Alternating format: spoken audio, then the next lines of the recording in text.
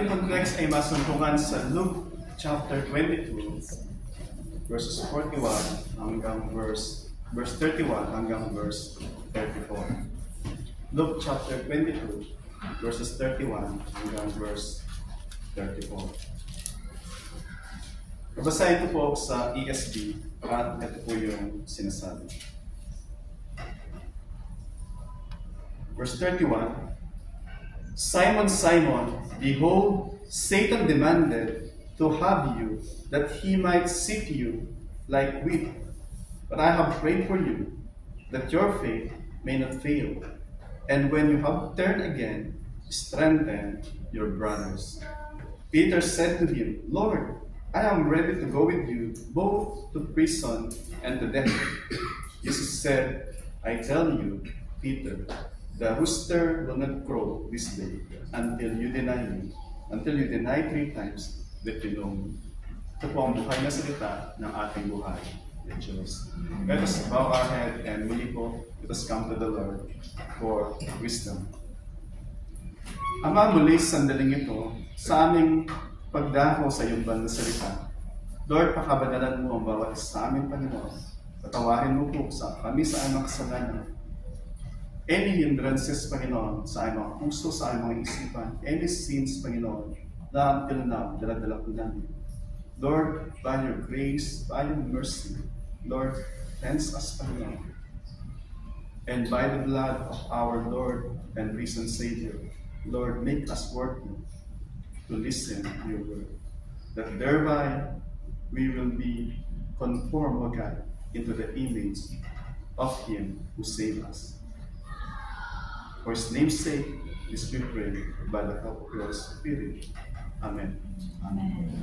Tayo po ay makakaupo.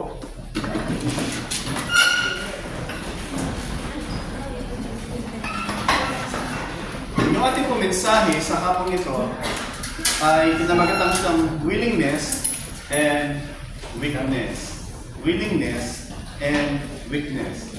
At yung ating pasahe ay hinati natin sa 3 bahagi. Masumpungan natin sa verse 31 yung bad news. Verse 31 yung bad news. Pagdating sa verse 32 yung good news. And then sa kalagitnaan ng verse 32, makita natin yung the turn. So, mga good news, the bad news, the good news, and the turn. Yung 33 and 34, makita natin doon yung combination ng bad news and good news na kita natin mamaya na yung willingness and yet nandun yung weakness. So, punta po tayo doon sa bad news sa verse 31.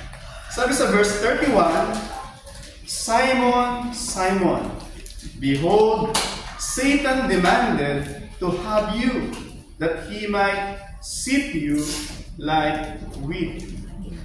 Kita na po natin yung context sa prior verse, dun sa verse 24 hanggang verse 30, sa preaching last week ni Pastor Dong, ano po yung background nun? Usapan nila, who is the greatest? So pinag-usapan nila, sino ba yung pinakadakila sa kanila? Of course, pinakadakila ang Panginoong Jesus, but then among the 12, sino ba yung greatest sa kanila? And perhaps alam na ninyo yung sagot, di ba? Sino yung greatest sa kanila? Among the 12, sino ba yung usually na nangunguna sa kanila? Si Peter, di ba? So, pag titingnan natin sa Matthew chapter 26 verse 31, makita natin doon, actually, let me, kung may Bible po kayo, tingnan po natin Matthew chapter 26, simula sa verse 30 actually, hanggang verse 35. Ito yung account ng denial ni Pedro. Actually, yung account po na to ay recorded siya sa 4 na gospel. Masusumpungan sa Matthew chapter 26 verse 30 hanggang verse 35. Makita din sa Mark chapter 14 verse 26 hanggang 31. At sa ating pasahe sa Luke chapter 22 verse 31 and 34. At nandun din po ito sa John chapter 13 verse 36 hanggang verse 38. It means itong account na to, itong istorya na to, has been recorded sa 4 gospel accounts. Ibig sabihin, napakalaga na makita po natin yung mensahe ng Panginoon para kay Pedro at para sa atin sa kasalukuyan. So ito po yung konteksto niya. Verse 31, sabi ng Panginoong Jesus, He said to them, not just to Peter, but to all of them. Sabi niya, you will all fall away because of me this night. Sabi ng Panginoong Jesus, tonight, lahat kayo will be scattered. You will all fall away without exemption. Sabi niya. And then, sabi ni Pedro sa verse 32, o verse 33, ito yung sabi ni Pedro sa verse 33. Peter answered to him, though they, perhaps sa mga kasama niya, though they will all fall away, I will never fall away. That was the confidence Peter has that everyone, though lahat sila i-deny ang Panginoong Jesus, never si Pedro. And then, pagtuloy doon sa verse 35, Peter said to him again, even I must die with you, I will not deny you. Sabi ni Pedro, even I will die with you, I will not deny you. Pero hindi lang si Pedro ang nagsasalita. Kasunod, sabi doon, and all the disciples said the same. So lahat po sila in one accord, in one key, lahat sila confident that they will never deny the Lord Jesus Christ. But then, uli, pagtingin natin yung babalik tayo sa Luke chapter 22, verse 31, Simon, Simon. So, base sa account na to, Lord, i-deny ka ng lahat, never ito, Panginoon. Hindi ko kayo i-deny, sabi ni Pedro, at sabi ng lahat. And base doon, sabi ng Panginoong Jesus, Simon, Simon. Repetition. Repetition means it's calling more emphasis.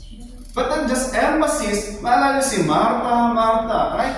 Nandun yung intimacy, nandun yung affection ng Panginoong Jesus kay Pedro. But then, calling him Simon, Simon, it is his old name. Binigyan siya ng new name ng Panginoong Jesus na Peter, means rock. Yung Simon, ito yung old self niya. So, this time, the Lord is calling him, Simon, Simon, behold, Satan demanded to have you. Yung word dito na Satan demanded means Satan desired. At pinapakita din dito yung demanded na si Satan cannot do anything against Simon or against Peter except and unless the Lord will give him permission. Naalala niyo po yung kay Job chapter 1, verse 12, Satan, saan ka galing? Sabi ng Diyos kay Satan, panikpanaw doon, sabi niya. Tapos nakita mo ba si Job, the servant ko? Wala siyang katulad. Blameless, upright, turning away from evil. Sabi ng Diyos, ganyan ba? Isa-serve ka ba ni Job or without any reason? Sabi niya, pinagpapala mo siya, of course he will serve you. Sabi niya, tanggalin mo yung mga pagpapala mo sa kanya, he will curse you to the face. Sabi ng Diyos, okay, it's in your hand, but wag mo siyang papatayin. And then, ginawa ng Diyos, as ginawa ni Satan, pinatay yung kanyang 10 anak, asawa, at yung kanyang mga kabuhayan. And then, sabi ni Job sa kanyang asawa, bibless lang ba natin ng Diyos pag tayo ay sagana? Hindi ba natin pupurihin ng Diyos pagka tayo ay salat? At hindi nagkasala si Job. And then, bumalik ulit si Satan. Satan, saan ka galing? Panikpanaog. Akit baba, sabi niya. Na natin, si Satan, hindi siya omnipresent. Hindi siya everywhere all at the same time. So, nandun ulit, umakit sa Diyos. Then sabi niya, nakita mo ba yung servant mo si Job? Oo, sabi niya, hindi siya nagkasala, di ba? As sabi ni Satan, of course, yung tao. Kunin mo lahat sa kanya, huwag mong galawin yung kanyang katawan. Still, hindi pa rin siya, wala silang pakialam. Sabi ng Diyos, okay, it's in your hand. Gawin mo sa kanya gusto mo, except, huwag mo siya papatayin. So, punong-puno siya ng boils from sa kanyang ulo, ng talampakan, at natitira lang sa kanya yung broken pottery para pangkaya ng kanyang. And yan, hindi pa rin siya nagkasala. Sabi ni Job, the Lord gives, the Lord takes, blessed be the name of the Lord. Point ko lang dun is, Satan, gusto mo makita nyo, Satan, though he is powerful, he cannot do against the children of God except and unless God gives him permission. Gusto mo makita niyo po yun. And so, Satan demanded to God to have you. Yung word na you doon is not just referring to Peter, but to the 12.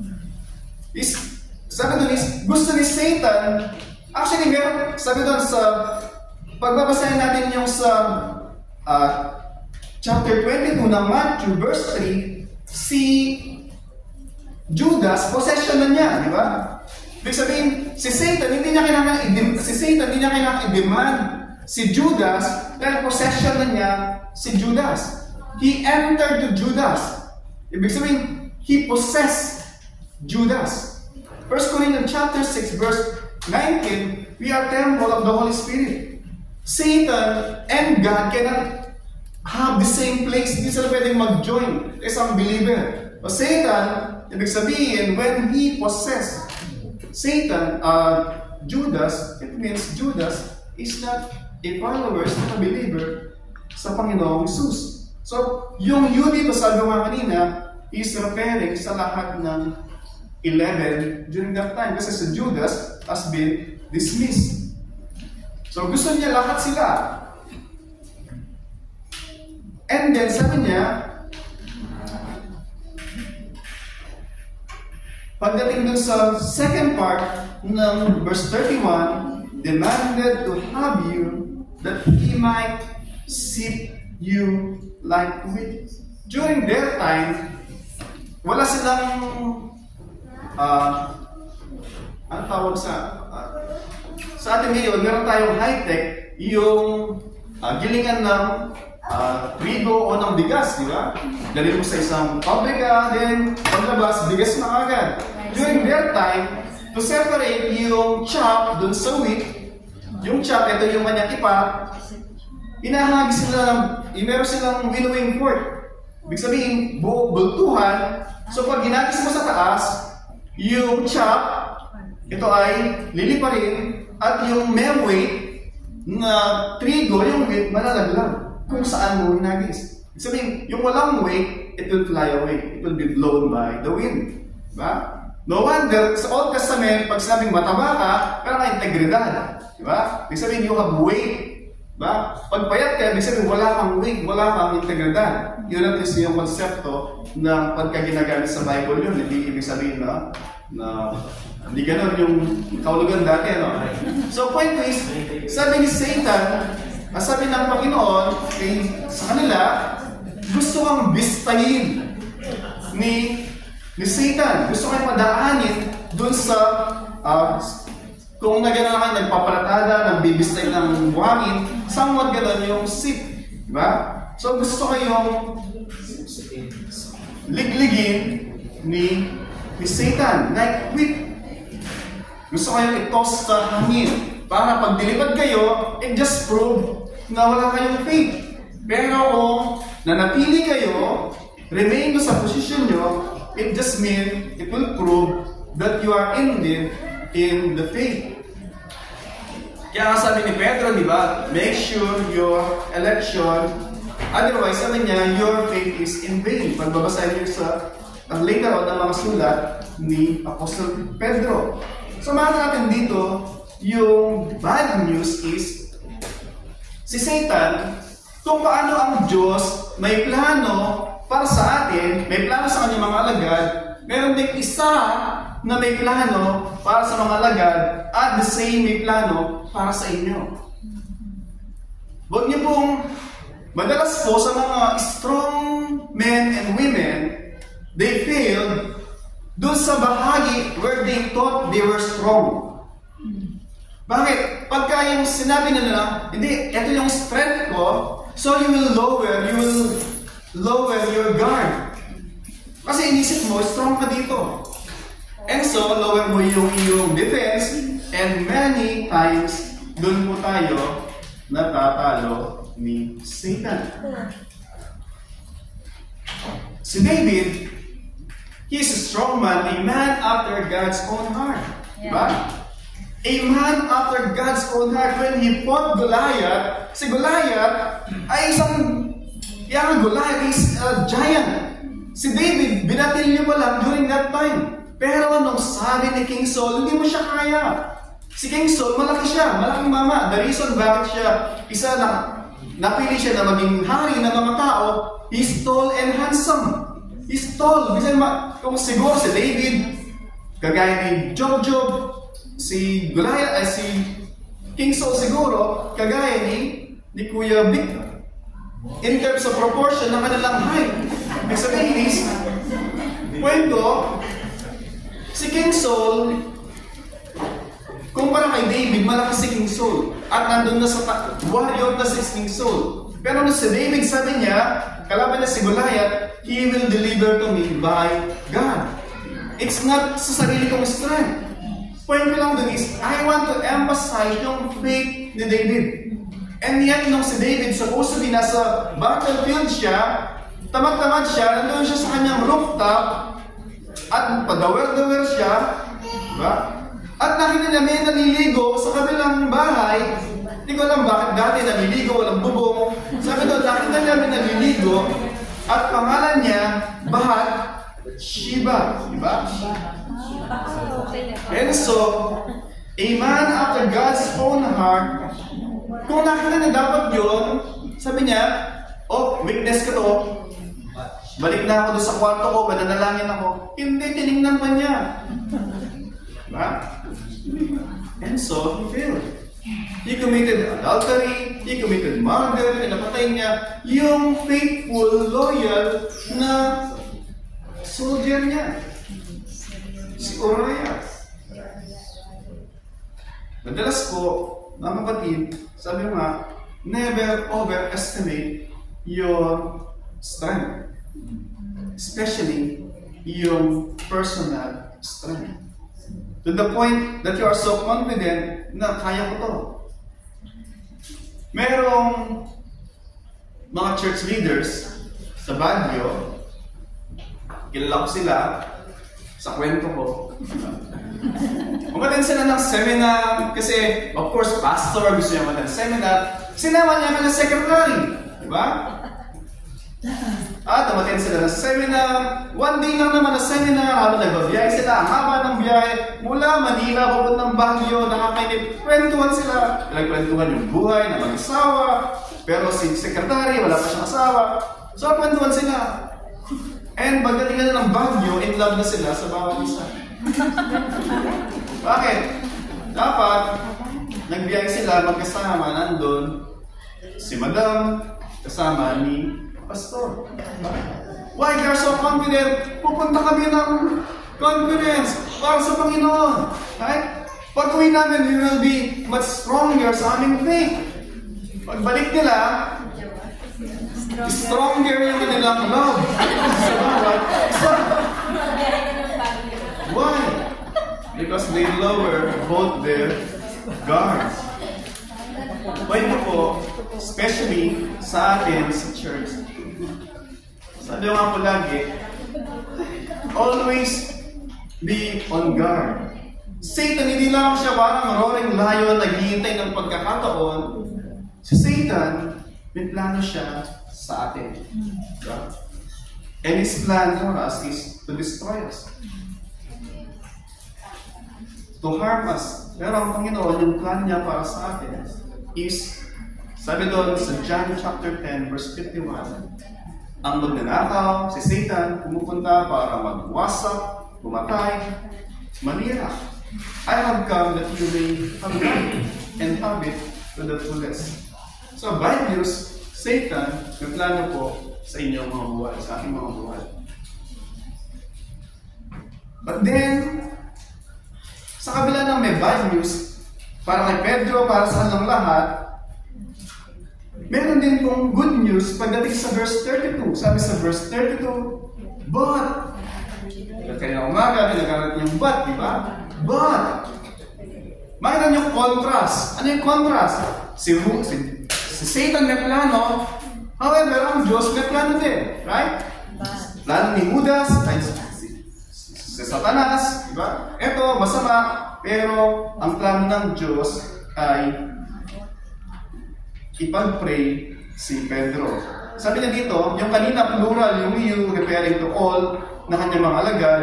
But then sabi niya, but I have prayed for you. For sure, pinag-pray niya lahat. Sabi sa John chapter 15-17, yung high priestly prayer ng Panginoong Jesus. He prayed for the believers. He prayed for those who will believe on account of their testimony. But then sabi dito, but I have prayed for you. Particularly, dun sa kakaharapin ni Pedro. Lahat sila, they will fall away. But Peter, being the leader, sabi ng Panginoon Jesus, I have prayed for you. Why? Because he has a task to do after ng kanyang trials, after ng kanyang temptation. Sabi niya, that your faith may not fail. And then sabi niya dun sa second part ng verse 32, when you have turned again, strengthen your brethren. Ano po yung point doon? Sabi ng Panginoong Jesus, una, I have prayed for you, sabi ng Panginoon sa Kanya, that your faith may not fail. Yung may not fail, yung picture nito parang eclipse. That your faith may not eclipse, may not be destroyed. Na hindi mawala, hindi maglaho. Makita po natin dito, yung high priestly prayer o trabaho ng ating Panginoong Jesus. Nung ang Panginoong sumakit sa langit, siya ay nasa kanan ng Diyos Ama, being the judge of the living and the dead, and at the same time, is our high priest, praying for us na mga anak niya. And even praying for those who will be converted on account ng mga testimonya natin. So yun po yung panalangin ng Panginoong Jesus. And then yung prayer niya, sabi niya kay Pedro, and when you have turned again. Hindi niya sinabing, and if. Napakalaki po ng pagkakaiba nun. Pag sinabi niya, and when you have turned again, nandun yung assurance na siya ay muli na magbabalik. Pero ako sinabing, and if you turn again, ibig sabihin, pwedeng oo, pwedeng hindi. Right? Nakita natin dito yung certainty ng buhay ng isang mananampalataya. May mga pagsubok, however, there's a certainty na hindi tayo finally mag-fall away. Yung buhay ng isang mananampalataya, madadapa, babangon ulit, madadapa. But each time na dadapa tayo at bumabangon tayo, we come as stronger than before. Why? Kapag tagumpayan natin yung isang pagsubok sa biyaya ng Panginoon, and then, the fact na alam natin na ang Diyos, iaahon tayo, at hindi tayo condemn, dahil sabi sa Romans 8:1, there's therefore now no condemnation to those who are in Christ Jesus. Ibig sabihin, ano yung assurance na tatanggapin tayo muli ng Panginoon? Una, makita natin dito, ang Panginoong Jesus, alam na i-deny siya ni Pedro. Alam na lahat sila, they will all run away. Alam niya yon. And yet, he prayed. And yet, he encouraged them. In fact, alam niya na ang mangyayari, kaya niya pinag-pray sila. At sinabihan niya na, when you turn again, strengthen your brothers. Kaya nga po kanina sa scripture reading natin, dun sa 2 Corinthians chapter 1, verse 2 to 4, sabi doon, that the God of all comfort who comforts us. Sabi doon, that we may comfort others with the comfort that we are being comforted by God. So mga dito, pinagdaanan mo isang difficulty, God will comfort you. The same comfort where God comforted you, the same comfort pagkakalob mo o you can extend sa mga tao, the same yung pinagdadaanan.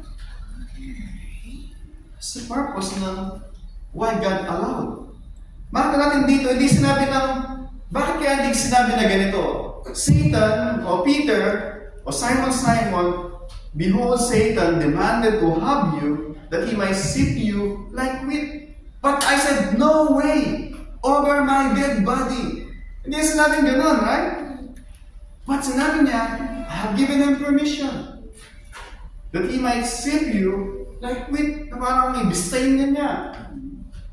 Pwede natin na is, God allowed yung mga pagsubok. God allowed yung mga trials, difficulties sa ating mga buhay in order, sabi ko nga kanina, after these challenges, these trials and difficulties, we can be a much better person comforting those who are in need with the comfort na tinanggap natin sa ating Diyos. Amen.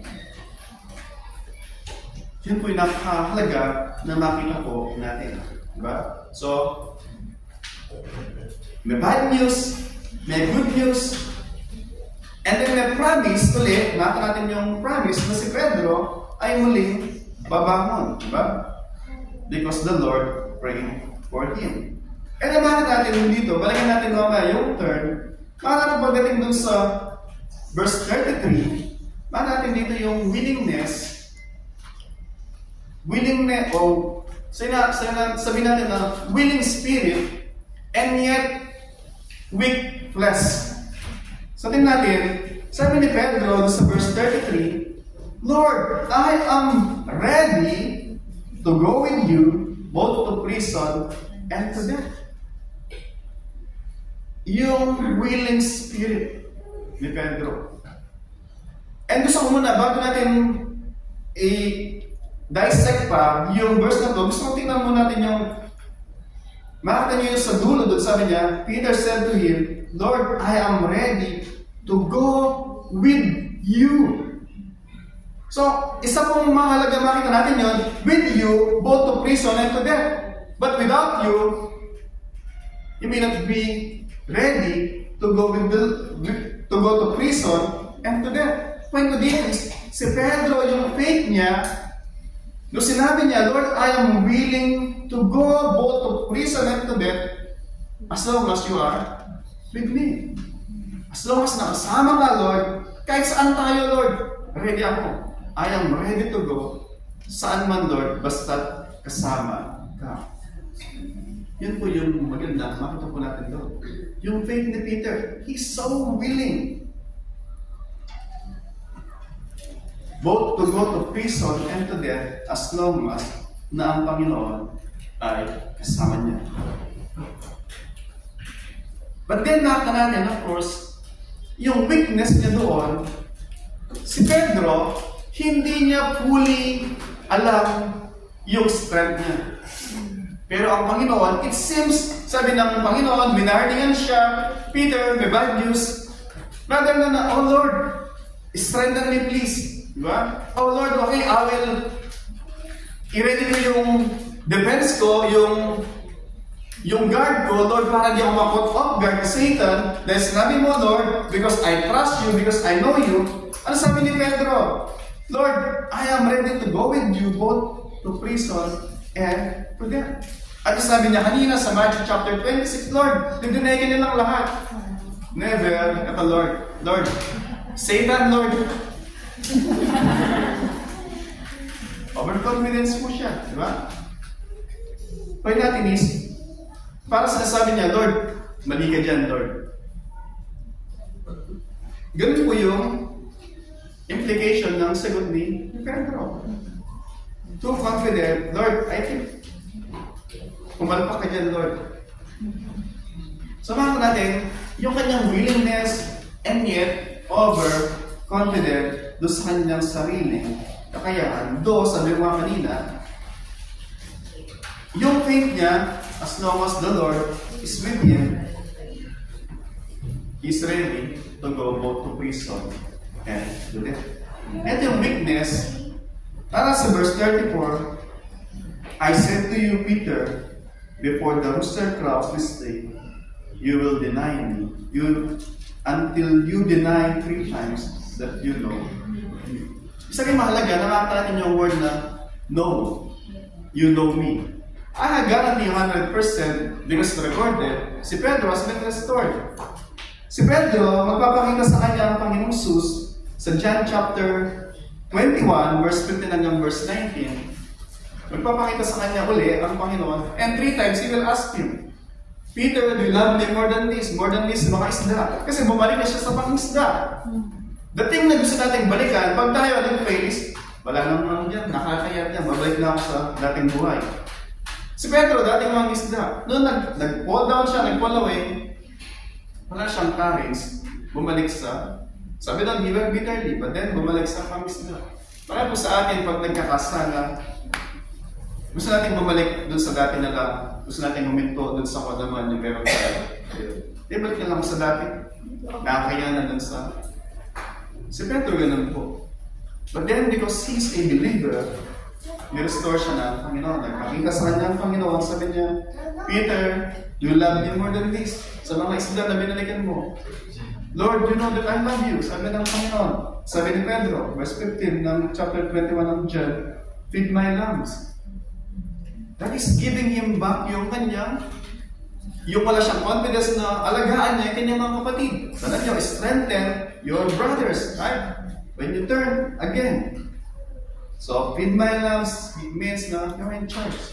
And then, pagdating sa verse 16 ulit, tinanong siya, Peter, do you love me more than Lord? You know that I love you. Then, sabi niya, tend my sheep. Kanina, feed my lamb. God, tend my sheep. And then, 3 times siyang dinenay, 3 times din siyang nakakalaman niya per verse 17, sabi niya, Peter, do you love me more than this? Sabi ni Pedro, Lord, you know all things, and you know that I love you. Then sabi ng Panginoon, feed my sheep. Una, feed my lamb, then my sheep, then feed my sheep. He was restored. Restored po si Pedro. Dinenay niya ang Panginoon Jesus. But then, he was restored. He was, gusto mong makita niyo, he was oppressed by Satan. Oppressed. Satan oppressed Peter. Judas possessed by Satan. There's a whole lot of different. So where they are? Si Satan was oppressed. Si Peter was oppressed by Satan. Si Judas possessed by Satan. Kaya nga po, pagbabasahin po natin yung dun sa Matthew chapter 27, verse 3 to 5. Then we open po Matthew chapter 27. Ito po yung nangyari kay Judas. Matthew chapter 27. Then when Judas, his betrayer, saw that Jesus was condemned, he changed his mind. So si Judas, after na makita si Jesus was condemned, he changed his mind. Sabi doon. And he brought back the 30 pieces of silver to the chief priest. Binalik niya. Ano sabi pa niya? And to the elders saying, I have sinned by betraying innocent blood. So, he changed his mind. He returned the money. I have sinned by betraying innocent blood. And then, yung mga high priest sabi nila, oh, we're so sorry. Hindi po ganon. Sabi na, pakialam namin sa iyo. Sabi ng mga high priest. And then, verse 5, he departed, Judas departed, and he went and hung himself. He hung himself. Samantalang yung kay Pedro, nung siya ay nagkasala, pagbabasahin niyo sa Luke chapter 22, verse 54 hanggang 62, naging totoo yung minula ng Panginoon Jesus. Tinatwa siya ng 3 beses, and then he wept bitterly. He wept bitterly. Si Judas, Sabi doon, I have sinned, right? It seems like confess siya. Nagkamali ako. But let me read po sa inyo sa 2 Corinthians chapter 7, verse 10. 2 Corinthians chapter 7, verse 10. Knowing that we are wrong is not enough. Knowing that we sin against God is not enough. 2 Corinthians chapter 7, verse 10. Let me read po sa inyo. 2 Corinthians chapter 7, verse 10. For godly grief, isa pong iyon term, godly grief produces a repentance that leads to salvation without regret. Godly sorrow leads to repentance. And then, sabi niya, whereas worldly grief produces death. Makita natin yung difference ng dalawa.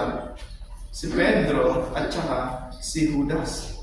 Si Judas, what he has is worldly grief.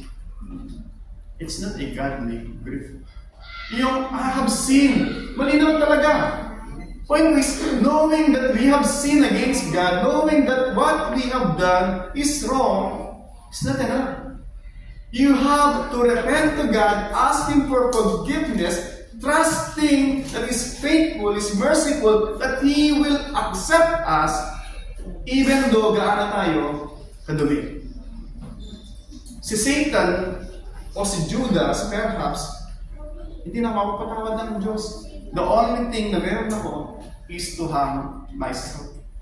Si Peter, hindi po yun. He will become me. And he was restored. Yan yung pagkakaiba nila dalawa.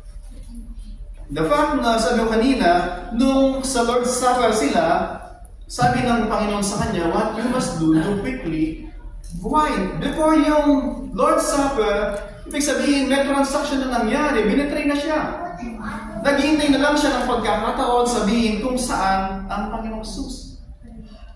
Ibig sabihin, from there pa lang po, si Judas naka-ready na, bago pa yung Lord's Supper, ginawa na niya yung dapat niya gawin. Hindi po talaga siya kasama dun sa mga niligtas ng Diyos. Dahil hindi siya tunay nagsisi, hindi siya tunay na nampalataya sa Panginoong Jesus. So there is bad news. May plano ang Diyos para sa atin, mabuti yung plano niya, at even, He's praying for us, para hindi tayo mawala. Yes, He knew. He knew kung paano si Pedro, magkakasala siya. He knew, mga kapatid, na one day, o yung kahapon, kanina, yung last week, last month, na nagkamali tayo, nagkasala tayo. God knew lahat po ng yun. Yung maging kasalanan natin bukas, alam na rin niya. And yet He's saying, through this passage, I'll wait for you. You will return. And when you return, sabi niya, strengthen your brothers, strengthen your sisters, who are experiencing, or who will be experiencing, perhaps the same trials na napagtagumpayan mo. O nag-fail ka, but then you have turned again. So may bad news, may good news, may willing heart, may willing spirit, but then yung flesh is weak. Ito sabi sa Matthew chapter 26. Sabi ng Panginoong Jesus sa Gethsemane, can you remain and pray with me? Sabi niya. But then, pagdating niya, tulog na naman sila. Then, 3 times again, sabi niya, the spirit is willing, but the flesh is weak. Point natin is, reality, may mga weakness o yung bawat isa. At, sabi ko nga kanina, yung failure po, magiging completely failure lang siya when we fail to repent. When we fail to turn. Si Pedro, he turned again. Makita po natin, si Pedro, sabi ko kanina, yung bad news, good news, and then yung turn, kagaya ng sinabi ng Panginoon, when you turn again, strengthen your brothers. What was the difference? Si Judas, nagpakamatay. Si Pedro, ay na-restore. Makita natin, Jesus, si Pedro, yung word na sabi kanina, until you deny me, that you know, until you deny 3 times that you know. Si Pedro, kilala niya talaga ang Panginoon. Isa siya doon sa sinasabi ng Panginoong Jesus, I know my sheep, and they know me. I call them by their names, and they follow me. Pero, si Judas, hindi niya talaga kilala ang Panginoon. Kilala niya ba? Kilala niya na siya yung Messiah. Even kasama siya ng 3 years, and yet, sabi nga, simply knowing yung katotohanan, it will not save you until and unless you repent and place your faith sa kaligtasang inaalok ng Panginoon Jesus. So nakita po natin dito si Pedro, pinalangin siya ng Panginoon Jesus. At alam din niya na ang Panginoon Jesus ay mamamatay para sa kanya. Application po,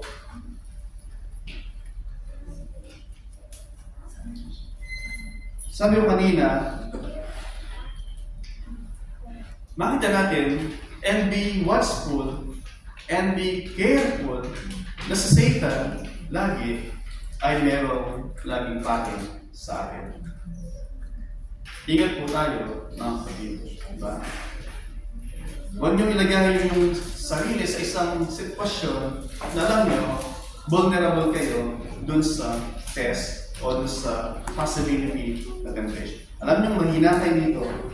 By all means, surround niyo yung sarili niyo ng mga tao na nagmamalasakit sa inyo, nagmamahal sa inyo, na hindi ahayaan kayo na gawin isang bagay na hindi na dapat gawin.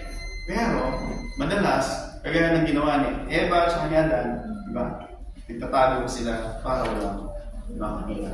Kaya praise God. Sabi ng Diyos, nasaan kayo? Diba? Siya yung tumatawag lagi. Mga kapatid, perhaps yung mga kapatid na kasama nyo, katabi nyo, sila yung ginagamit ng Panginoon. Remind us, never to put yourself in a situation na kung saan madali kayong paglaruan ni Satan. And then, never lower your guard, but never also maging overconfident sa ating sariling strength. Trust yung panalangin ng pagligtas ng Panginoon Jesus. Sabi ni Pablo, nanalangin siya 3 times na i-remove yung thorn in the flesh niya. Sabi ng Diyos, no. Why? Bakit ayaw sagutin ng Diyos yung panalangin ni Pablo to remove yung kanyang thorn in the flesh? Sabi ng Diyos sa kanya, because in your weakness, then you are strong. Sa weakness mo, sabi niya, you will rely more on me. And so sabi ni Pablo, at the end, let my weakness is my strength. Hindi dahil sa malakas siya sa sarili niya, bagkus alam niya na mahina siya at kailangan niya yung strength supernaturally na mula sa Diyos. So nawa po, rightly, nag-assess natin yung ating sarili at rightly, makita natin yung strength na pinagkakaloob ng Panginoon sa atin. Alam nyo, ang Panginoon, hindi siya lang sa tabi mo na, hindi, papaalanan kita, tapikin kita, na physically, na nandun siya, na siya mismo tatapik sa atin.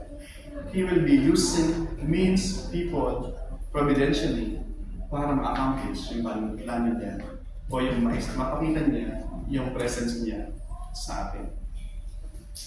And then finally, paalala po sa atin, sabi niya,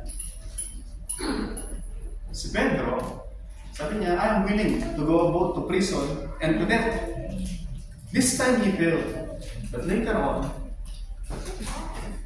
mangyayari.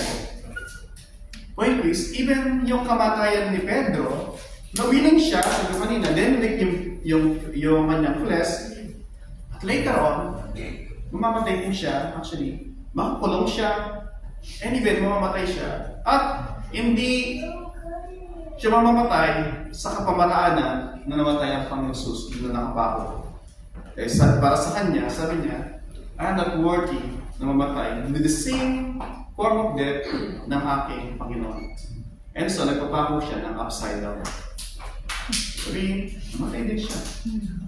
Ibig sabihin po dito, mga kapatid, pwede naman siya namatay dati doon. At then yung kamay niya, yung kanyang buhay, wala sa kanyang kamay, wala din kay Satanas. Nasa kamay ng Diyos. It is God who will decide when and where yung ating buhay magtatapos. Walang magagawa sa Satan. Gaano siya kakapangyarihan, wala pa siyang magagawa sa atin. Sabi sa Revelation chapter 12 verse 10, Satan is called the accuser. Merong account sa Zechariah chapter 3, si Joshua, representing yung Israel, is wearing a filthy garment. And then si Satan sabi niya, see, nakita mo si Joshua, sabi niya, he's so filthy. Sabi nga, si Joshua, representing yung Israel, condemn them, damn them, they are sinner, they are not worthy. Kaya sabi ng Diyos, kinuha yung filthy garment ni Joshua, pinalitan ng white robe. And then sabi niya kay Satan, see, he's clean now. Same thing po sa atin ng kapatid. Our flesh is weak. We have a lot of filthiness na ginawa natin sa ating sarili. But then, sinasabi ng Panginoong Jesus, I will take that, yung filthy garments niya, and I will replace it yung sa righteous. I will clothe you with the righteousness of Christ. Kaya nga po lagi na sinasabi, yun yung exchange. Our sin were put on Christ para yung buhay ni Kristo ay magkaroon tayo ng buhay at kanyang pag-ibig. At yung kamatayan na para sa atin, siya yung umako para sa atin. As we partake po sa Lord's Supper, kaya sabi natin lagi, and as the elements are being distributed, at habang aawit po yung praise and worship team, I want you to tumayin po tayo lahat na magpapartake ng Lord's Supper. And uli, encouragement po, yung Lord's Supper, ito po ay pagkulita sa buhay, sa kamatayan ng Panginoon Jesus. And as we commemorate nawa, yung ginawa ng ating Panginoon Jesus, let us thank Him doon sa kanyang pagliligtas sa atin. And let us ask Him also na kapatawaran doon sa mga nagawa nating kasalanan. And He's willing to cleanse us and to restore us so that we may have a fellowship with Him. Kagaya ni David, sinabi niya sa Psalm chapter 51, against you, Lord, I have sinned. Create in me a clean heart. Let's come to the Lord. Ama naming Diyos, minsan pa kami nagpapasalamat, Panginoon, sa paalaala sa amin, Panginoon, sa hapong ito, na kayo, Panginoon, ang Diyos na nakakaalam ng lahat ng bagay. Lord, you know all things, Panginoon. Our weaknesses, our presumed strength, O God. Lord, you know kung kailan kami magkakamali. And salamat, Panginoon, dahil even before we fall, Panginoon, you have prayed for us. Lord, salamat. Nawa ito ay maging confidence namin not to sin against you, but confidence to turn again to you, Panginoon, knowing that you have forgiven us even bago kami lumapit sa inyo, Panginoon. Lord, you died while we were yet sinners, Panginoon. And help us, Lord, sa lahat ng mga narinig namin. Lord, like kami maging ready, and even, Lord God, the encouragement na after ng lahat ng to, o anuman mga napagtagumpayan na namin, Panginoon, sa pulong niyo po, Lord, may we become na tagapagpalakas, Panginoon, and even an encourager doon sa mga tao na ang kapatid namin who are encountering the same situation na pinagdaanan ng namin, Panginoon. Lord, maraming salamat po and help us na magawa namin ito para sa karangalan at kalwalatian ng iyong dakilang pangalan. And now to He who is able to keep you from stumbling and to present you blameless before the presence of His great glory with great joy. To the only God, our Savior, through Jesus Christ our Lord, be glory, majesty, dominion, and authority before all time, and now, and forevermore. Amen. Amen. Amen.